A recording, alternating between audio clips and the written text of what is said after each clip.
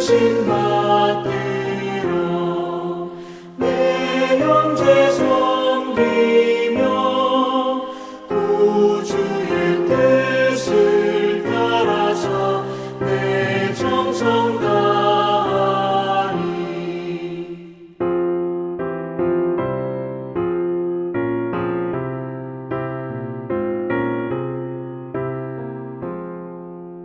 주 앞에 모든 일 사랑케 하시고 이후에 주님 뵈올 때 상 받게 하소서. 나 항상 깨어서 늘 기도드리며 내 믿음 변치 않도록 날 도와주소서.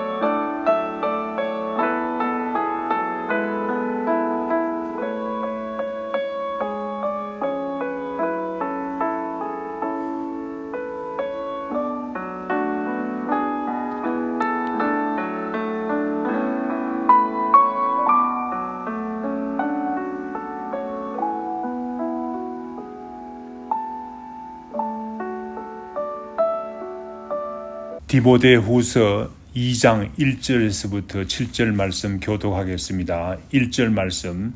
내 아들아, 그러므로 너는 그리스도 예수 안에 있는 은혜 가운데서 강하고 또 내가 많은 증인 앞에서 내게 들은 바를 충성된 사람들에게 부탁하라.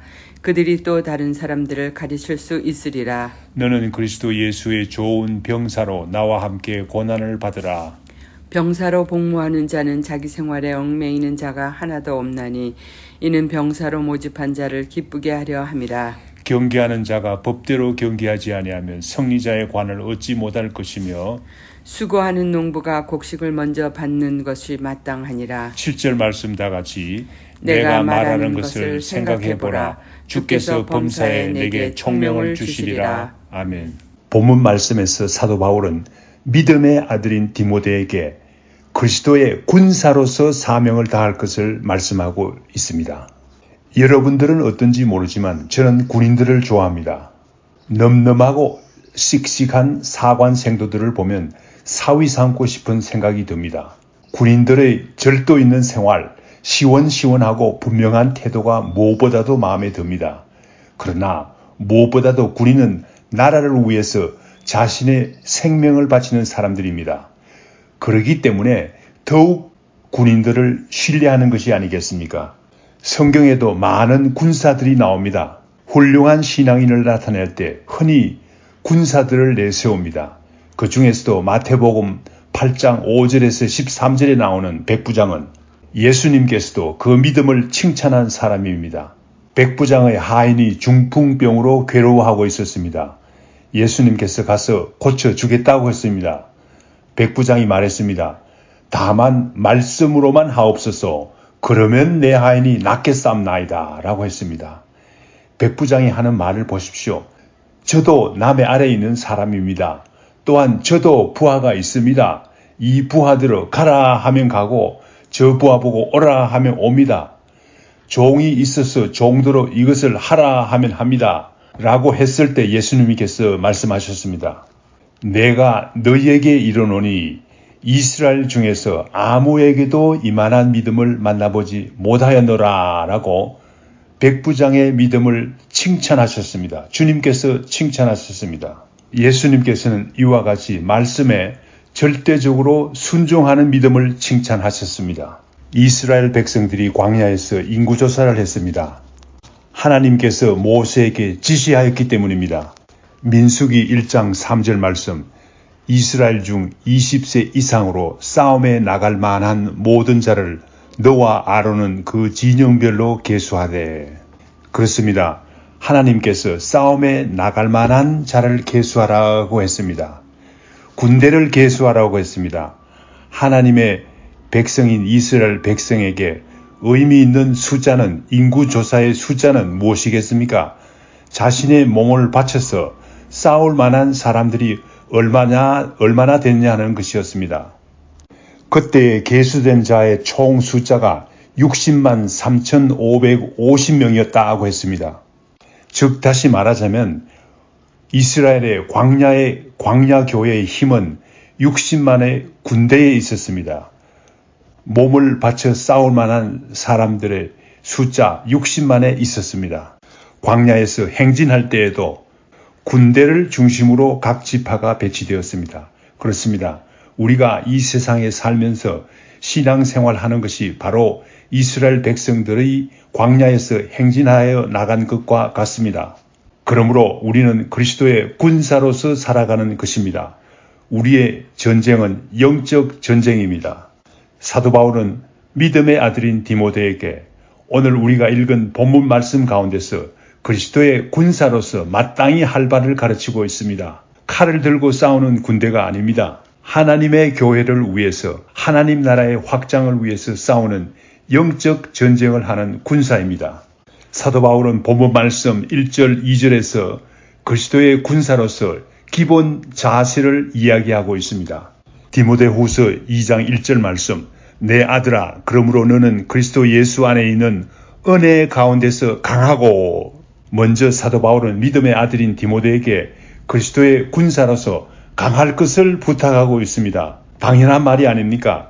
군사로서 일하는 사람이 강하지 않고서야 어떻게 싸우겠습니까? 우리가 그리스도의 군사라면 각자 자신이 강한 그리스도의 군사가 되도록 스스로 훈련해야 되겠습니다. 그런데 우리가 그리스도의 군사로서 어떻게 강해질 수 있습니까?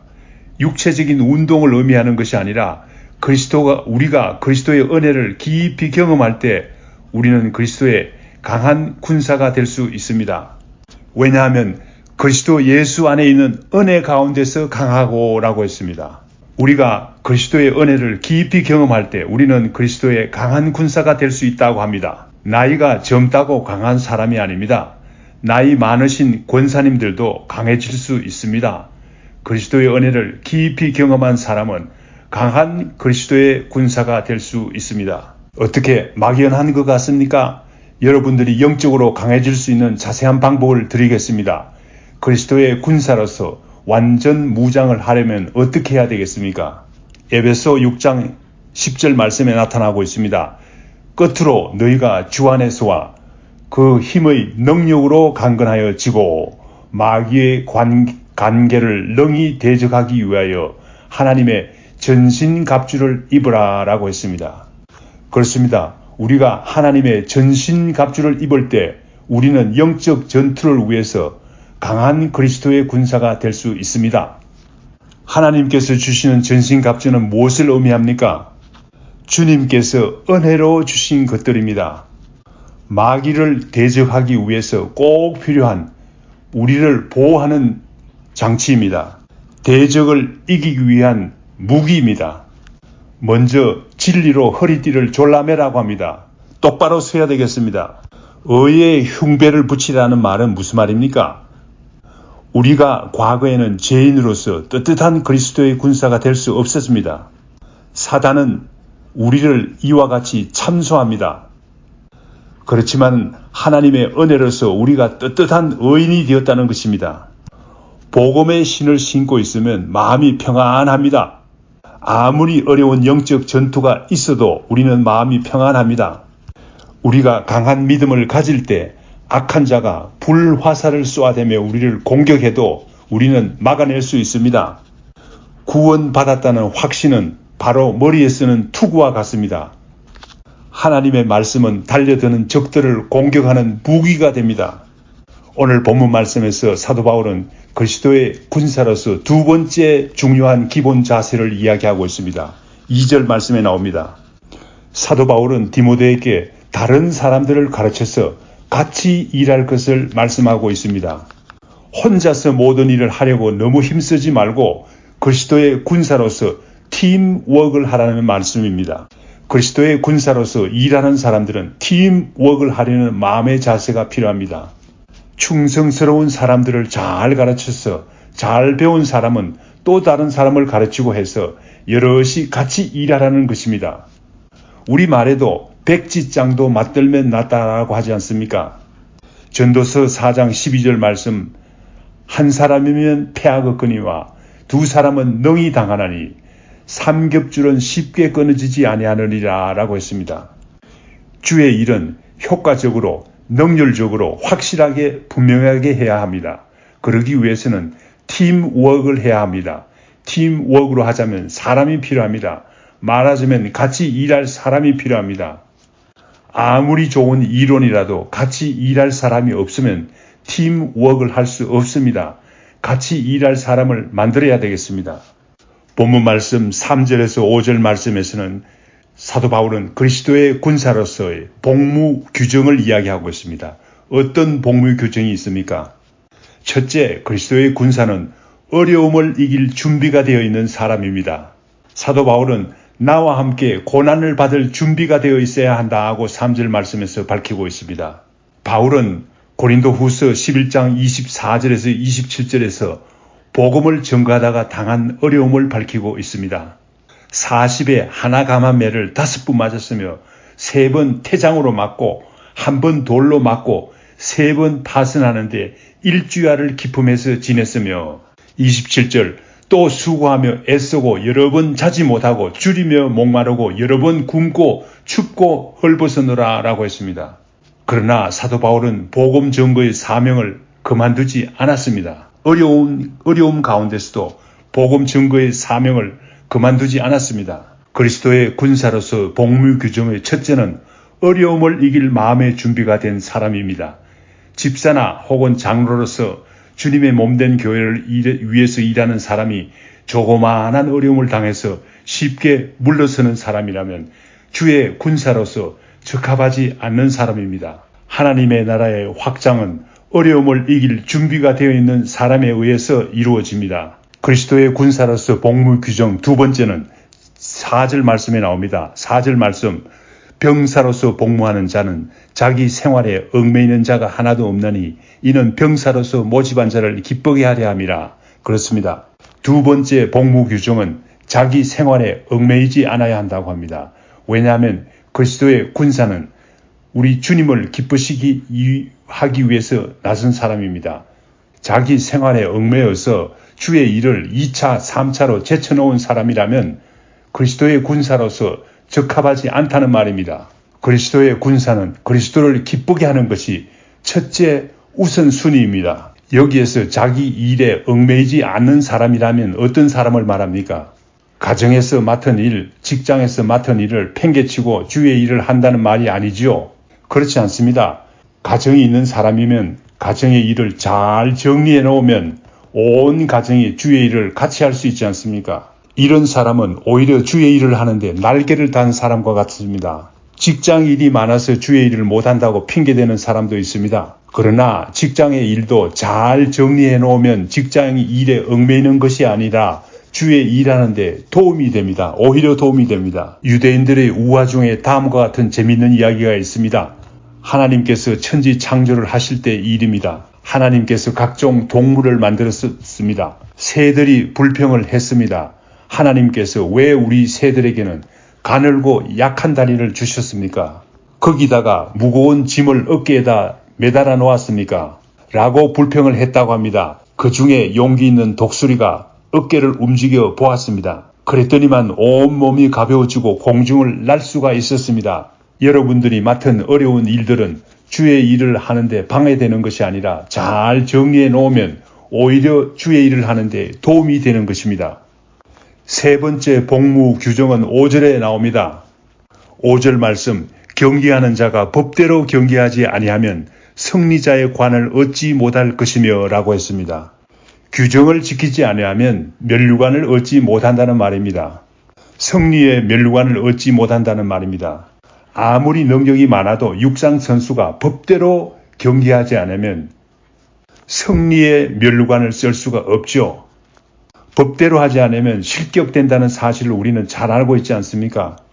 올림픽에서 있었던 일을 기억하지요. 올림픽에서 금메달을 땄습니다. 그러나 검사 결과 약물 복용을 한 사실이 밝혀졌습니다. 그 사람은 금메달을 반납했어야 됐습니다. 오늘 본문 말씀 6절에서 7절 말씀에서는 그리스도의 군사들에게 주시는 상벌에 대해서 이야기하고 있습니다. 제가 상벌이라고 이야기했지만 사실상 격려와 위로입니다. 그리스도의 군사 되기가 얼마나 어렵습니까? 교회 봉사하기가 얼마나 어렵습니까? 그러나 그리스도 군사로서 일하는 사람들에게 주시는 격려와 위로가 있습니다. 먼저 6절 말씀에 보니 수고하는 농부가 곡식을 먼저 받는다고 했습니다. 먹을 곡식을 먼저 받는다는 말이 아닙니까? 이와 같이 주의 일을 하는 사람들에게 먹을 것을 주십니다. 우리 주님께서는 이 세상의 천지 만물을 다 주관하는 분이십니다. 무엇 때문에 주의 일꾼들에게 수고비를 주지 않겠습니까? 여기서 말하는 수고비라는 것은 교역자들이 받는 월급만을 이야기하는 것이 아닙니다. 좀 넓게 생각해 봅시다. 하나님께서 우리에게 베풀어 주시는 모든 은혜가 수고비가 아니겠습니까? 우리에게 주시는 격려가 아니겠습니까? 위로가 아니겠습니까? 하나님께서 우리에게 주시는 수고비는 우리가 생각하는 것보다 훨씬 값집니다. 제가 아는 교회가 있습니다. 이 교회는 목사님과 여러 장로들이 계십니다. 목사님이 얼마나 무능한지 제대로 하는 것이 없어요. 그러나 장로님들이 하나같이 그 목사님을 모시고 어려운 교회를 지켰다고 합니다. 10년 이상 지나면서 장로님들은 깨달은 사실이 있다고 합니다. 하나님께서 지켜주셔서 장로님들의 자녀가 하나같이 영적으로나 사회적으로나 다 잘 되더라는 것입니다. 이런 교회가 제 주위에 있습니다. 사도 바울은 또 다른 위로와 격려를 7절 말씀에서 밝히고 있습니다. 7절 말씀, 내가 말하는 것을 생각해보라. 주께서 범사에 내게 총명을 주시리라. 그렇습니다. 그리스도의 군사로서 일하는 사람들에게 총명을 주신다고 했습니다. 주의 일하는 것이 쉬운 일이 아닙니다. 주님께서 주시는 지혜와 총명이 없이 주의 일을 할 수 없습니다. 비록 내가 지금은 지혜와 총명이 부족해서 주의 일을 하기에 부족하지만 주의 군사로서 나서서 일하려 할 때에 주님께서 지혜와 총명을 주신다는 말씀입니다. 야고보서 1장 5절 말씀에 너희 중에 누구든지 지혜가 부족하거든 모든 사람에게 후히 주시고 꾸짖지 아니하시는 하나님께 구하라. 그리하면 주시리라 라고 했습니다. 여러분 주위를 잘 살펴보십시오. 놀라운 주의 일을 하시는 분들을 살펴보십시오. 알 수 있지 않습니까? 인간적으로는 보잘것없어 보이는 사람인데 놀라운 주의 일을 하는 귀한 분들을 보지 않습니까? 누구라고 지칭 안 해도 여러분들 잘 알 수 있지 않습니까? 주님께서 모든 일에 총명을 주셨기 때문에 그렇게 하시는 것입니다. 여러분도 주님께서 총명을 주실 때 놀라운 주의 일을 하실 수 있습니다.